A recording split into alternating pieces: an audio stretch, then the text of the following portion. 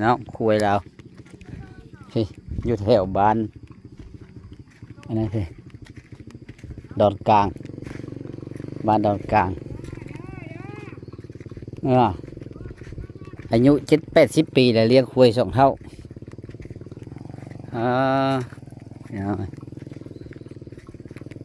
เดินเราไม่ธรรมดาเดินเราคุยเราก็ไล่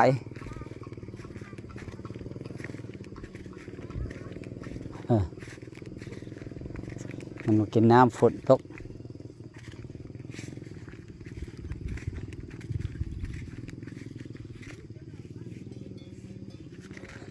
มาได้ยายให้มาได้นี่เราบุจื้อได้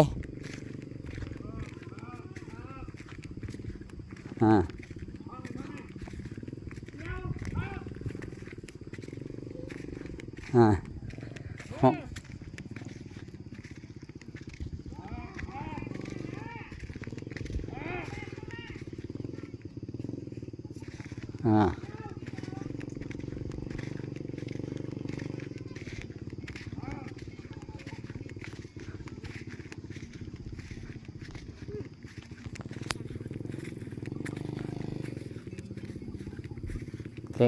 เก่ง2 เท่านะ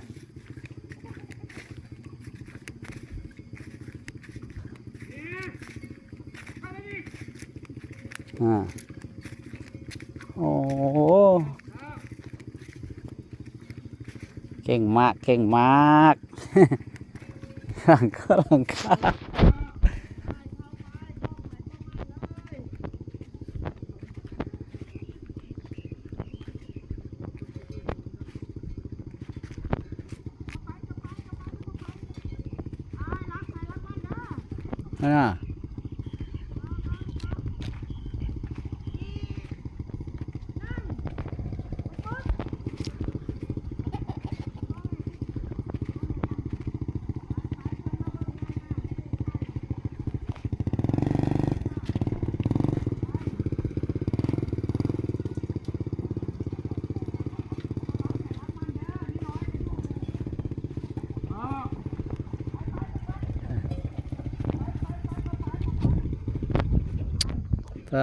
ตัวเก่งเนาะจ่าเนาะเก่งจักปีแล้วตาเหมือนเขา80 ปลายแล้ว78 ปีเลี้ยงคุยเป็น30-40 ปอเก่งมากเท่าแข็งแหงโบเลี้ยงหน้าตาอย่างสดใสส่งสิเขาโบนะเขาโบเลี้ยงให้เขาโบเลี้ยงน้ำใช่ยายจักปีละเก่งมาก73พอเถอะ2 ตาเลี้ยงควาย30-40เก่งเนาะ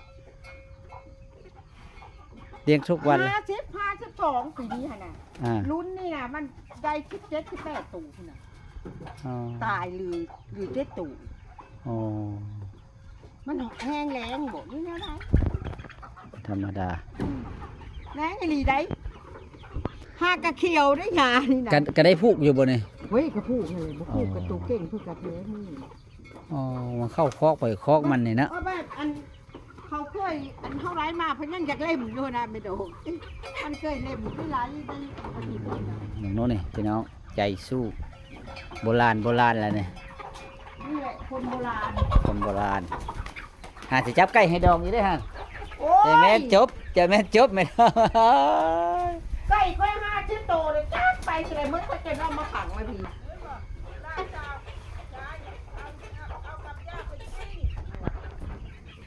หนูอยากจะกินแต่อย่างเดียวนี่แหละช่วยยายไม่ได้ช่วยหรอกเดี๋ยวยายก็ตายช่วยอย่างเด็กเดี๋ยวเนาะ